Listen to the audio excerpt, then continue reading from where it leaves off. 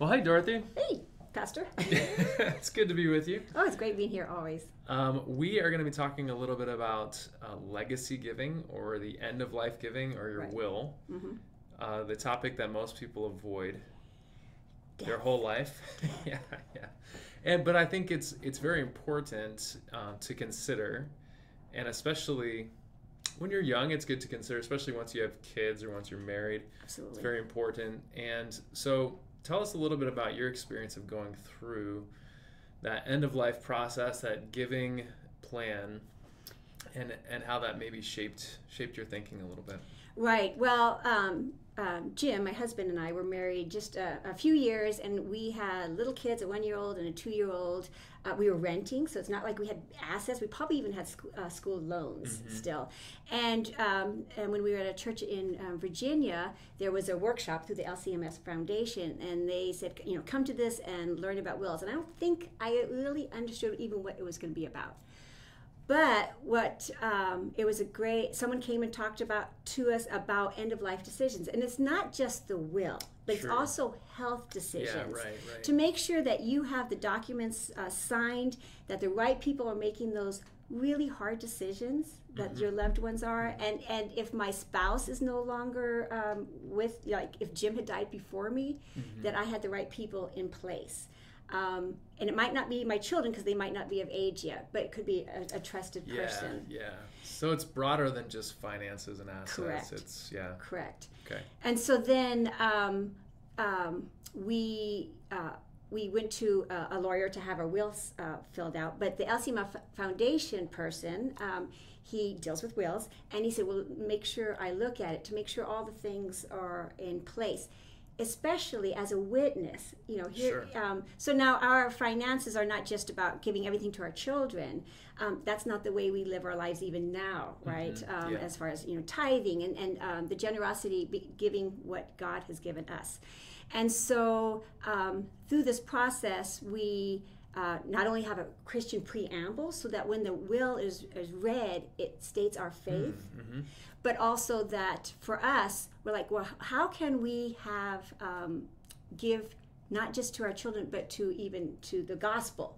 Sure. And so in our particular case, there's a lot of different ways to do it, but in our particular case, we have 3 children, but in the will, it's as if we have 4.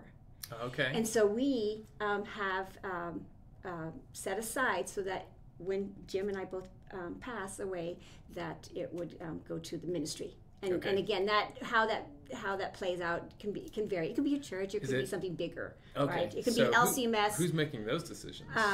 So that's specific in the will right now. Okay. And Okay. over time, Jim and I, we're like on, I think, our 3rd copy of our will, because as our children get older, they don't need guardians anymore, Sure. which is very important in a will as well. Who's going to take care of your young children if you die when they're still young?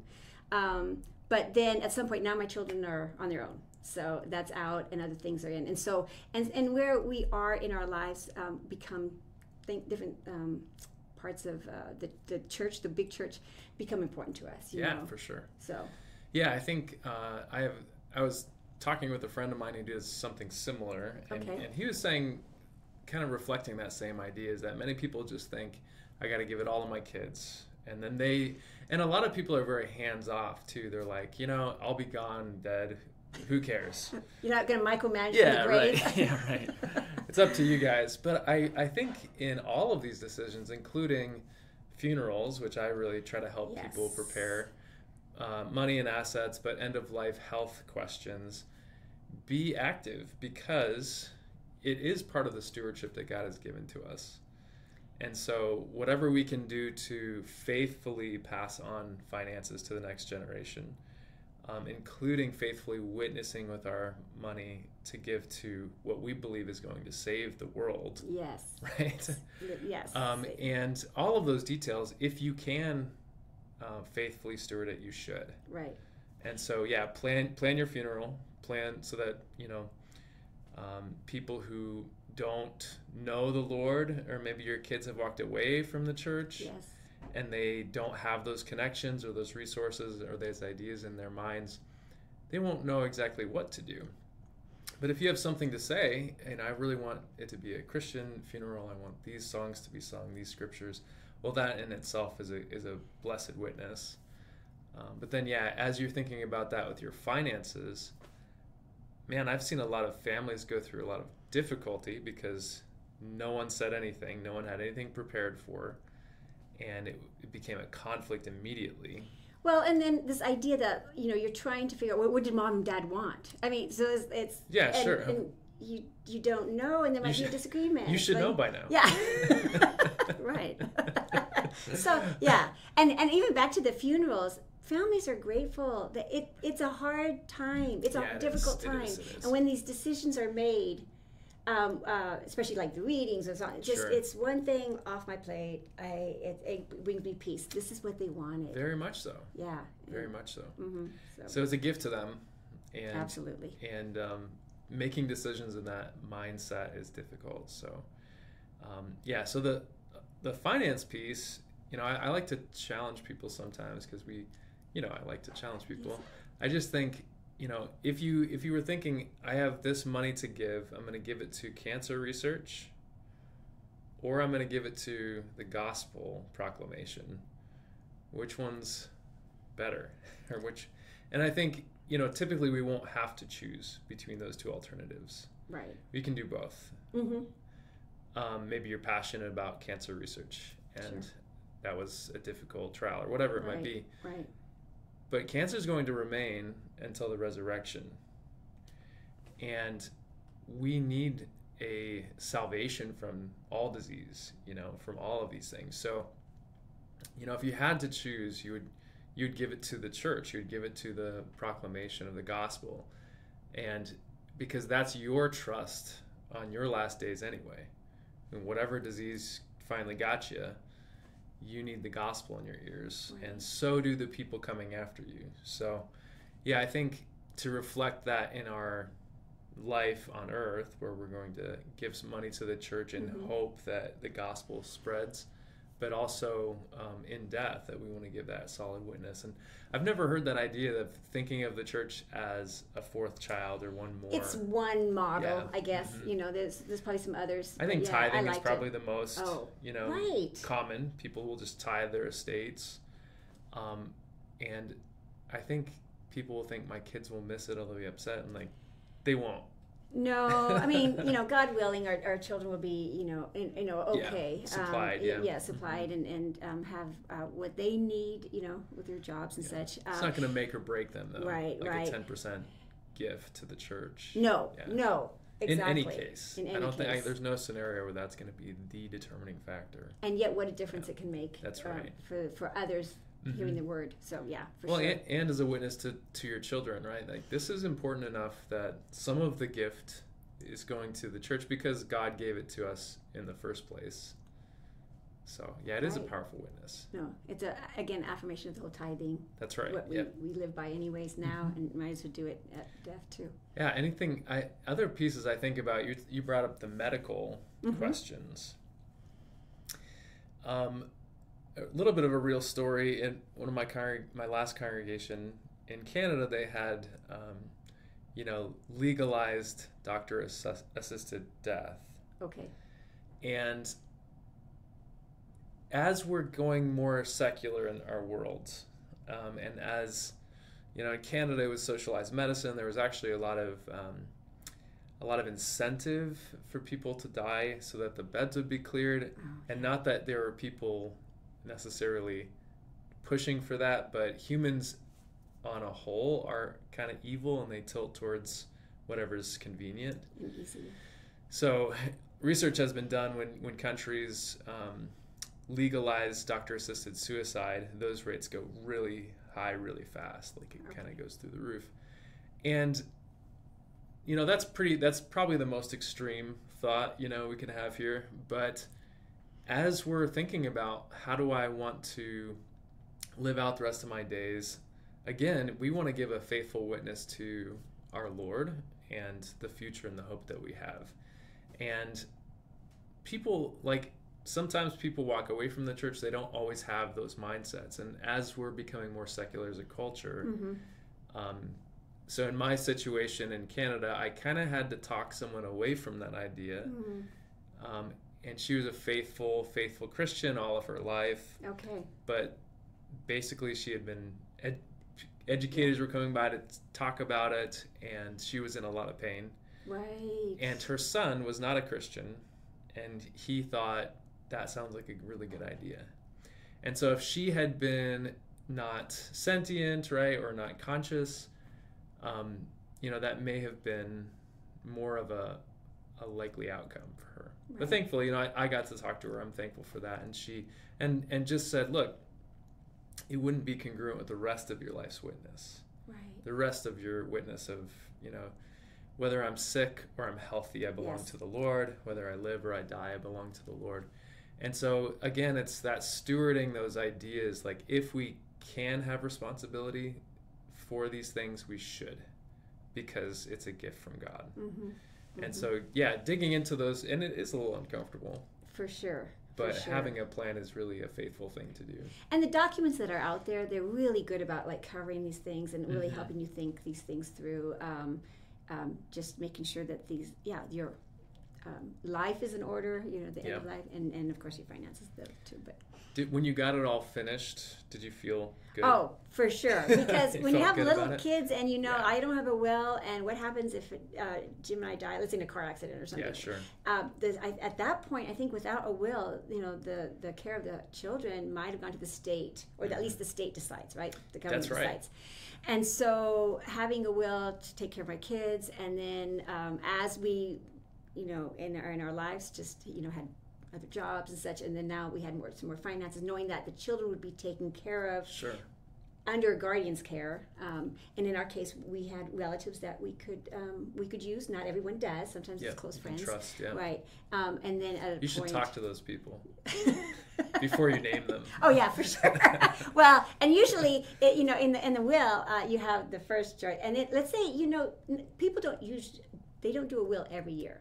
Right. So if there could be a life circumstances that your first choice, like, I had said yes 5 years ago, but now it's not a good time. We have now 10 kids of our own at home. I don't know, but right. and then you do have another name on the list. So so it's not just a one or all. So and there's all kinds of really intelligent things you can do as you're thinking about how money passes to your children. Yes. You can put it into a trust for them. You can time it so that the 20-year-old doesn't all of a sudden have $500,000 or whatever it might be. Yeah, that right, and again for us, that's through the LCMS Foundation that they gave us these ideas to think about, because we did exactly that. We had it timed so that the children, and it's still in effect, because not all our children at age 30, then it's all dispersed. But up until that age, when they're in their 20s, they may not make the best decisions, right? They're still young. And it really depends on life circumstances. Now we have 2 children married, 1 not. I mean, right,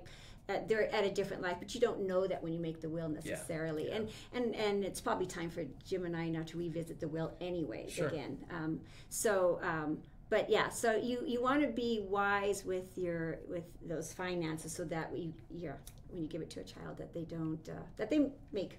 That they're at an age to make good decisions. Yeah, that it's a blessing to them and not a curse. Yeah, right. Yeah, good.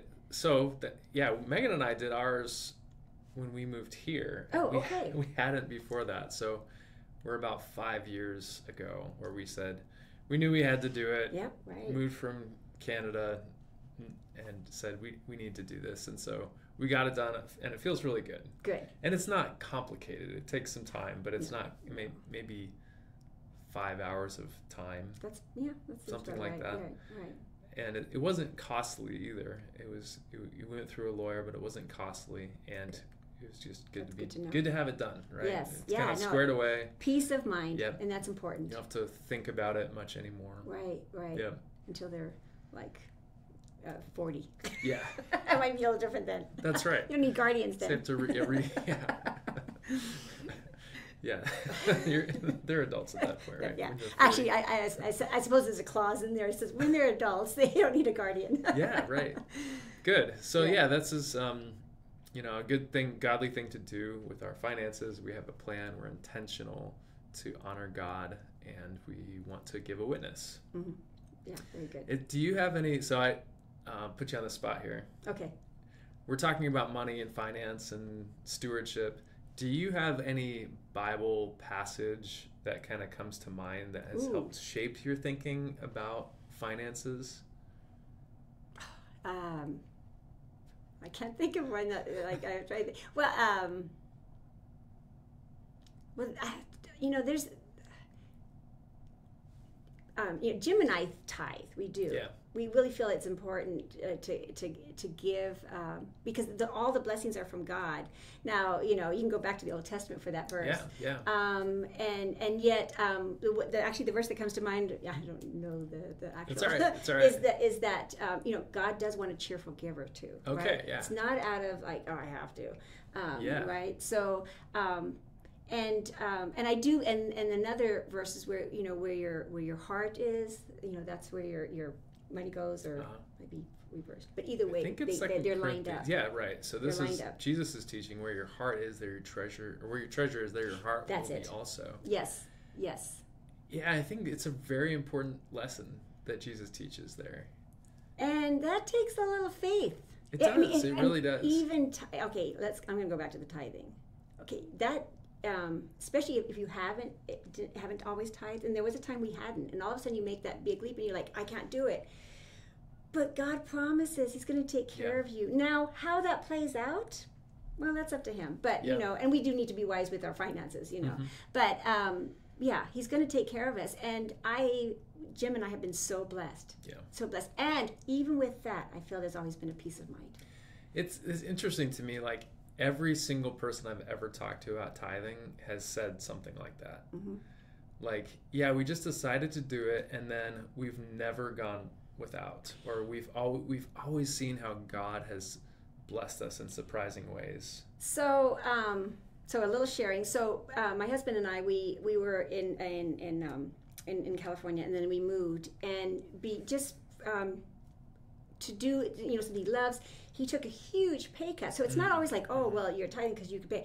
We took a huge pay cut, but there was two things that we were not going to compromise. It was tithing. There's lots of other things we cut back on, but not tithing, and also saving for our retirement.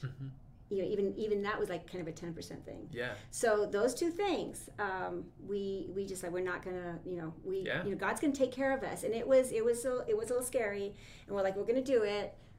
So it's not always like, it's because as you get older, you're it's just easier and easier. No. There was a time that his income went to a third, and we're like, we're not gonna. That's intense. With the five of us, so. Mm-hmm. Yeah. So that's good. I've heard a really simple way to teach tithing is and you give kids money, give them $10, $8 are theirs, $1 to the church, $1 to savings. Yes, actually, and I know someone else who said then another $1 to the government. Well, that's for sure. because you will be paying taxes, just so that the kids understood and they weren't in shock. That what? You have a government jar. Well, which then eventually they used for some. The family used it for like giving to like charity or something when that would go up. Yeah, but they did. Yeah, but I think it's pretty simple, and I do think that if you decide the first thing we're gonna do is tithe. Yes. Because first fruits. Where does all my life and my health and my blessings come from? It comes from God, and so I'm gonna recognize that in a very simple way. And you know what, for me, and I talked to Pastor John about this too, but for me, when you go through times of like need, like I was a student for a long time and I didn't have very much money, I just realized like I can't even get ahead right now. Right. So like even if I didn't tithe, I would still be poor. So what's the difference? So whether exactly so I thought, I'm just gonna do it because even if I am one way or another, God's going to have to pick me up off the ground, right? One way or another, He's going to have to care for me because I can't even care for myself, going and working and student full-time and I'm just barely making ends meet. So if God drops me, I'm truly in trouble. Right. So right. There's anyway.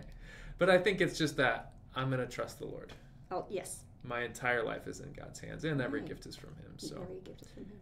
So we have an event coming up here at Holy Cross that will help people with their end of life financial and stewardship Right. Goals. And so you want to tell us a little bit Right. about that? So Greg Sturtz from the LCMS Foundation, he's coming on Sunday, October 13th, and it's a lunch event, so right after the last service. And he is going to give some great insight, advice on these end-of-life documents. The LCMS is also there to either help you create a will, not at that moment, but he'll give you the resources, or to review a will, kind of like what they did with us. So I just want to emphasize, this is for every age, just like we've been talking, for young families, or even if you don't even have children yet, or you're single. Mm-hmm. Again, even if you don't have any assets right now, God willing, you will, right? Yeah, that's right. And so then, and also even if you're older, because maybe it's time to rethink how you're doing things so that it can be for the gospel. Yep. So. And this is it's free. It's free. There's right? no obligation. Free lunch. Free lunch. Free lunch. Yeah. Right. And he's just his work is just helping people with this. It's his time ministry. of their life. It's like, and so nothing's being sold. Yeah. Nothing like, I'm gonna sign up for something. Nope. No subscriptions. No subscriptions. Okay. Nothing. Everything is there. a subscription exactly. now. Yeah. That's right. Yeah. And usually, if you have free lunch, you're signing up for something. Yeah. Timeshare. But it's just here's how you go about doing this. I can help you more extensively if you want. Right. But here's a good place to start. No, it's a great time to at least listen, right? And then we do have childcare if you need childcare, and so this can be all you can sign up on the app. So that's really in almost it's on the 13th. Yeah, from my perspective, I think I just know how Megan and I were. It took us like 10 years to get this. Well, we should have done it a long time before we did, and so I can imagine there's a good number of young people who it's just not even on their bingo card. Right.